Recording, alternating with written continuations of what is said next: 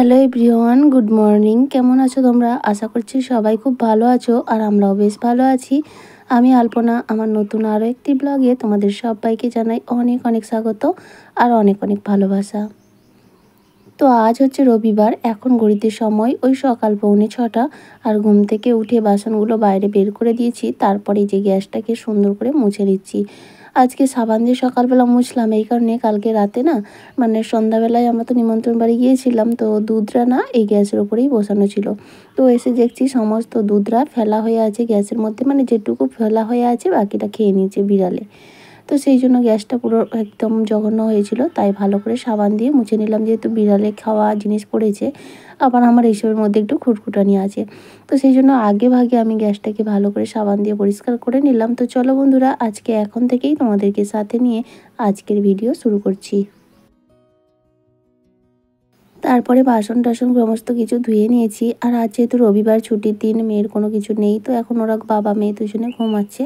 আর আমি এই যে সকালের কাজগুলো করে নিচ্ছি, বাসনগুলো মেজে ধুয়ে নিয়েছি, জলও ধরে নিয়েছি, আর প্রত্যেক দিনের কাঁচা ধোয়া তো আছে, সমস্তটা করে নিয়েছি। আর এখন এই যে ঘর দুয়ারটা নাতাতা দিয়ে নিচ্ছি। তবে আজকে দেখো কীরকমভাবে দিচ্ছি, কারণ কি বলতো, প্রত্যেক দিন সম্পূর্ণটা দিতে পারি না, তবে যতটা সম্ভব পরিষ্কার পরিচ্ছন্ন রাখি।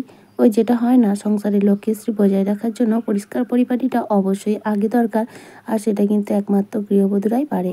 না, একটা মেয়ের জন্য না, একটা সংসার কিন্তু খুব সুখের ভরে ওঠে, সুখ স্বাচ্ছন্দ্য আর অনেক কিছু সমৃদ্ধিতেও ভরে ওঠে যদি ইনকাম কম থাকে তা সত্ত্বেও। আবার একটা মেয়ের কারণেই সংসারে অশান্তির কারণ হয়ে দাঁড়ায়, সংসারটা ভেঙে তছনছ হয়ে যায়, এবং কি কোটি টাকা ইনকাম থাকলেও সেখানে কিন্তু সর্বনাশ হয়ে যায়, সব শেষ হয়ে যায়, এরকম কিন্তু আছে। তো একটা মেয়ের কাছেই কিন্তু সব কিছু, সে যেভাবে সংসারটাকে নিতে চাইবে সেইভাবেই কিন্তু হবে। তো যাই হোক, আমি আমারটাকে বজায় রাখার জন্য সবসময় চেষ্টা করি। আর তারপরে দেখো ফ্রেশ হয়ে এখন ওরা উঠে পড়েছে, আর এখন এই যে মেয়ে দুধটা বসিয়ে নিলাম, আর এই যে একটু রুটি সেঁকে নিচ্ছি। আজকে চা দিয়ে সকালবেলা একটু রুটি খাবো, প্রচণ্ড খিদে লাগছে। কালকে অনুষ্ঠান বাড়িতে না খেয়ে ঠিকঠাক হয়নি, ওই যে বললাম না প্রচণ্ড হারে বৃষ্টি হচ্ছিল, তো সেইভাবে বৃষ্টি পড়ছে প্যান্ডেলের ভেতর, তাড়াহুড়ো করে সেইভাবে খাওয়াটা ঠিকঠাক হয়নি। তারপরে হয়তো যেহেতু নিরামিষ অনুষ্ঠান বাড়িতে খেতে একটু অসুবিধাই হয়ে যায়, তো সেই কারণে সেভাবে খাওয়া হয়নি। তাই সকালবেলায় ভীষণ খিদে লাগছিলো, তাই রুটি সেঁকে নিলাম। আর আজকে তিনজনের জন্য চা করে নিচ্ছি, কারণ মেয়ের একটু কাশি হচ্ছে। আর আমার আগের ভিডিওতে বলেছিল দিদিভাই বেবিকে চা দিও না, বাচ্চাকে, তো আমি দিই না গো, মাঝে মধ্যে যখন একটু আধটু প্রয়োজন হয় তখন দিই। দেখো একটু লাল চা নিয়ে নিলাম, তার মধ্যে ওর মেয়ে তো লাল চা খেতে চায় না, তার মধ্যে একটু দুধ ঢেলে দিলাম, তো এটাই ওকে দুধ চা বলে দিলাম। তো চলো চাটা খাওয়া দাওয়া করি, তারপরে তো সংসারের আরও অনেক কাজ রয়েছে। চাটা খাওয়া দাওয়া করে চলে আসলাম বিছানাটা গোছাতে। আর এই যে প্রথমে মশারিটা গুছিয়ে নিই, আর এইটা হচ্ছে সব থেকে বিরক্তির কাজ, আমার মশারি গোছানো আর বিছানা গোছানো। সঞ্জয় ঘোষ এই আইডি থেকে একজন বনু কমেন্ট করে বলেছে, দিদিভাই তোমার ভিডিও আমার খুব ভালো লাগে, আমার নাম গুড্ডি, আমি পূর্ব বর্ধমান থেকে দেখছি। তো থ্যাংক ইউ সো মাচ গো। আর এটা শুনে খুব ভালো লাগলো যে কত দূর দূরান্ত থেকে তোমরা আমার ভিডিও দেখো। থ্যাংক ইউ সো মাচ, এইভাবেই পাশে থেকো। নির্গু ঘোষ কমেন্ট করে বলেছো যে আমাদের ধানবাদে বরবটি 40 টাকা। তো সত্যি কোথায় কখন কীরকম জিনিসের যে দাম হয় সেটা বলা মুশকিল। তোমাদের ওখানে 40 টাকা, আমার বাপের বাড়ির ওদিকেও মোটামুটি 30 টাকা 25 টাকা এরকম দাম, আর আমাদের এখানে বিক্রিই নেই। তো যাই হোক, এটা আমাদের এখানে হয়তো চাষবাস বলে হয়তো ফলনটা বেশি হয়েছে, আমদানি বেশি হয়েছে, সেই জন্য লোক সেরকম কিনতে চায় না, এরকম ব্যাপার। তো যাই হোক, এখন আগের তুলনায় একটু দাম বেড়ে গেছে, জানো তো। তো থ্যাংক ইউ সো মাচ। এছাড়াও শ্রেয়সী ব্লগ কমেন্ট করে বলেছো, দিদিভাই তোমার শাড়ি কালেকশন দেখাও।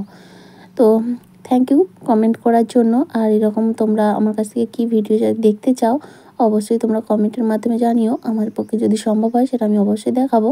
তবে তোমাকে বলি, আমার শাড়ি কালেকশন ভিডিও একটা দেওয়া আছে চ্যানেলে, তুমি চাইলে একটু পেছনের দিকে গিয়ে দেখে নিতে পারো। আর যদি না দেখতে পারো তাহলে আমাকে কমেন্টে জানিও, তাহলে আমি আবার তোমার জন্য ভিডিওটা বানাবো, তুমি অবশ্যই কমেন্টের মাধ্যমে জানিও।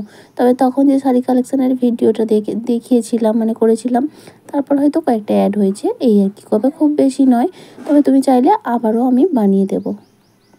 এছাড়াও কমেন্ট করেছে প্রিয়াঙ্কা পাপিয়া ফ্যামিলি ব্লগ, তুমি কিন্তু অনেকদিন পরে কমেন্ট করলে, তো কেমন আছো অবশ্যই জানিও। আর দেখে খুব ভালো লাগলো যে এতদিন পরে কমেন্ট করলে, আসলে তোমাদের নামগুলোর সঙ্গে আমার ভীষণ নামের সঙ্গে পরিচিত, তোমাদের সঙ্গে তো দেখা হয়নি, তো সেই জন্য তোমাদের কমেন্টগুলো যারা রেগুলার প্রায় কমেন্ট করে সবার প্রায় মুখস্থ হয়ে গেছে, সেই কারণেই তারা মিস করলে অবশ্যই আমি জানতে পারি। এছাড়া কমেন্ট করেছে রিয়েল ব্লগার মৌ। তো তুমিও কিন্তু অনেকদিন পরে কমেন্ট করলে এবং তুমি হচ্ছে আমার আগের চ্যানেলেরও দর্শক, সেটাও আমি জানি। তো থ্যাংক ইউ সো মাচ, এইভাবেই তোমরা সবাই পাশে থেকো। ব্লগার অনুমিতা কমেন্ট করে বলেছে ভালোবাসা দিয়ে দেখে নিলাম। থ্যাংক ইউ সো মাচ দিদিভাই, আমিও তোমার ভিডিও মাঝে মধ্যে দেখি, তবে সত্যি কথা বলতে সব দিন কিন্তু দেখতে পাই না, কারণ আমাদের হাতে এত সময় নেই আমরা সব দিন সবার ভিডিও দেখি। হয়তো আজকের ভিডিও কালকে ওর ভিডিও এইভাবেই কিন্তু দেখি। সময়টা আমার হাতে ভীষণ কম, একা হাতে সব কিছু ম্যানেজ করে তারপর আবার ভিডিও বানাই, সেটা তোমরাও জানো একটা ভিডিও বানাতে কতটা কষ্ট। তারপরে বাচ্চার পড়াশোনা, নাচ গান সমস্ত কিছু নিয়ে আমি ভীষণ সময় হাতে সময় কম, প্রচুর ব্যস্ততা কম কাটে আর কি, ব্যস্ততায়, সেই কারণে সবার ভিডিও দেখতে পাই না। তবে মাঝে মধ্যে তোমার ভিডিও দেখি, কিন্তু কমেন্ট হয়তো সেভাবে করা হয় না। ভালো লাগে তোমার ভিডিওগুলো। থ্যাংক ইউ সো মাচ গো, তুমি যে আমার ভিডিও দেখছো তার জন্য অসংখ্য ধন্যবাদ। এছাড়াও কমেন্ট করেছে সুস্মিতা দিদিভাই, Shampa Saha, authentic Bengali blog. তো থ্যাংক ইউ সো মাচ তোমাদের সবাইকে, অসংখ্য ধন্যবাদ। আর সেই সঙ্গে একটা রিকোয়েস্ট, আগামী দিনগুলোতেও তোমরা এইভাবেই আমার পাশে থেকো। আর এখন দেখো তোমাদের সঙ্গে গল্প করতে করতে আমার এই ঘরের সমস্ত কাজটা কমপ্লিট, কয়েকটা জামা কাপড় ছিল গুছিয়ে নিয়ে বিছানাটা ঝেড়ে নিলাম। তারপর আলমারি, ড্রয়ার, আলনা সবটাই ভালো করে মুছে নিলাম, অনেকদিন এই কাজগুলো করা হয়নি। তো তারপরে মুছে নিয়ে ওদিকে ভাতটা বসিয়ে দিয়েছি, মানে রান্নার জোগাড় সমস্তটা করে নিয়েছি। আর এদিকে যে মেয়ের জন্য একটু লেবু কেটে দিচ্ছি, মৌসুমি লেবু, কফ সর্দি হয়েছে। আর ওর বাবা সেদিনে অনেক লেবু এনেছিল, তোমাদের সঙ্গে শেয়ারও করেছিলাম। তো সেই জন্য এই যে কেটে না দিলে ও তো নিজের হাতে কখনোই বলবে না, মানে নিজে মুখে যে খাবো তাও। তো ওকে লেবুটা কেটে দিয়ে চলে আসলাম রান্নার দিকে। আর আজকে রান্নাবান্না সেভাবে তোমাদের সঙ্গে শেয়ার করলাম না, অনেকটা বেলা হয়ে গেছে আর ভীষণ গরম লাগছে। তারপর দেখো কারেন্ট নেই, তো সেই কারণেই শেয়ার করতে পারলাম না। আজকে রান্না বলতে এই করেছি বেগুন ভাজা, আর কাঁচা কুমড়ো, আলু, ছোলা, মুরলো মাছ দিয়ে একটা তরকারি, আর করেছি মসুর ডাল। তো এই হলো রান্না, আর কয়েকটা মাছ ভাজা ছিল সেটাও নিয়ে নিচ্ছি।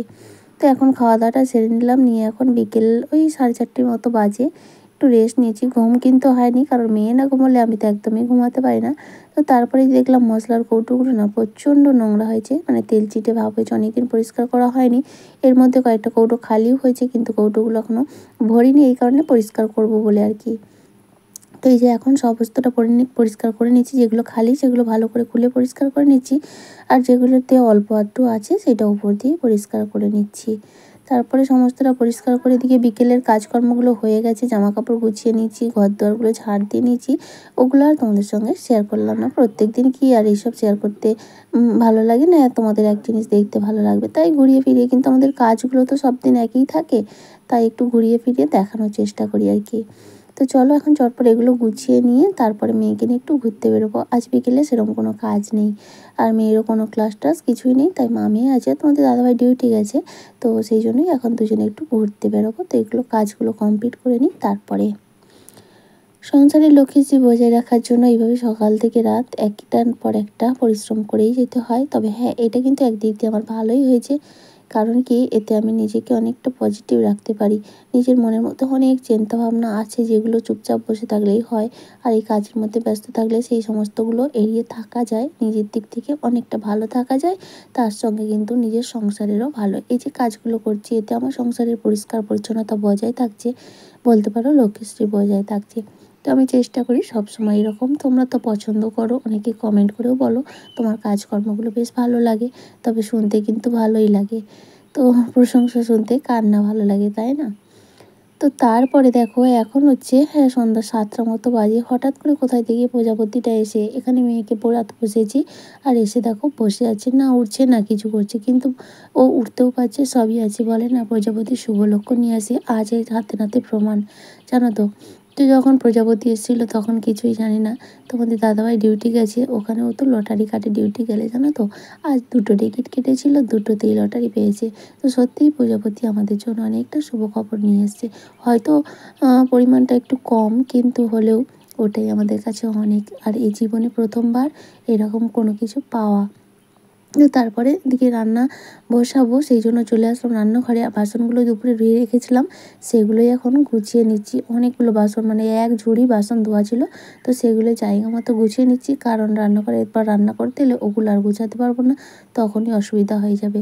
আর এতগুলো বাসন জমে গেছে না, ভীষণ সমস্যা হয়ে যায়, তাই ভাবছি কিছু বাসন যে গুছিয়ে রেখে দেবো, সেরকম রাখার মতো জায়গা নেই।